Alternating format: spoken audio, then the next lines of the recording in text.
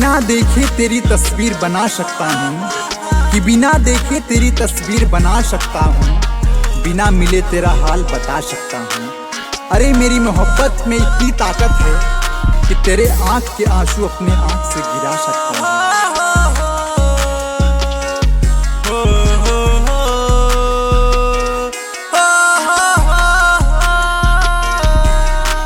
जन्म जन्म के हाय रिश्ता लागे तुझसे मिलके, जन्म जन्म के हाय रिश्ता लागे तुझसे मिलके। मिला कबो तू फुर्सत से ता हाल सुनाई दिल के, मिला कबो तू फुर्सत से ता हाल सुनाई दिल के। सजनी सजनी सजनी सजनी सजनी सजनी सजनी सजनी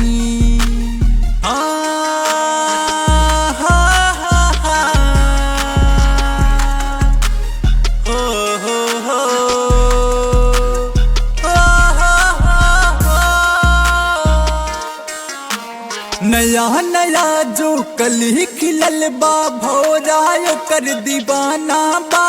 मृग नैना ई चैन चोरावे रूप के भरल खजाना बा।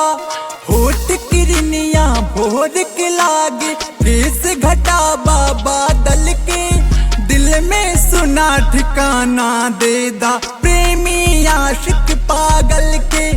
प्यार के खातिर तुहरा ता हम झेल ले हब हर मुश्किल के। मिला कबो तू फुर्सत से ता हाल सुनाई दिल के, मिला कबो तू फुर्सत से ता हाल सुनाई दिल के। सजनी सजनी सजनी सजनी सजनी सजनी सजनी सजनी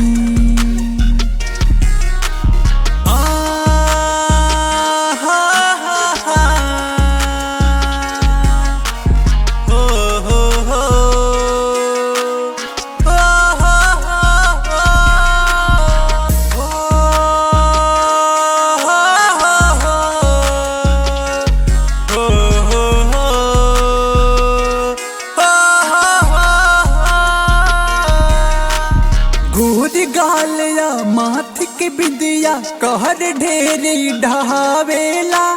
काजर काली अखिया के ता कितना दिल धड़कावेला। रूप सजावल तू हर यहाँ कितना लोग के काले गोरी। साहिल सिलवर कैसे बतावे दिल के अपन हाल गोरी। यूपी हाई जिला जौनपुर अपना लाई महफिल के। मिला कबो तू फुर्सत से ता हाल सुनाई दिल के, मिला कबो तू फुर्सत से ता हाल सुनाई दिल के।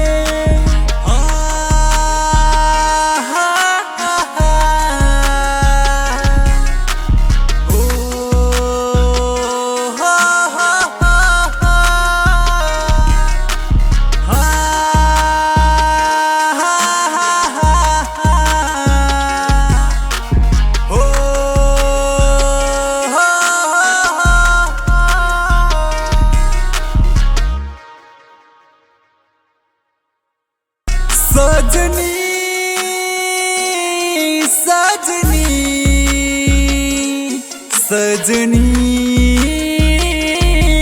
सजनी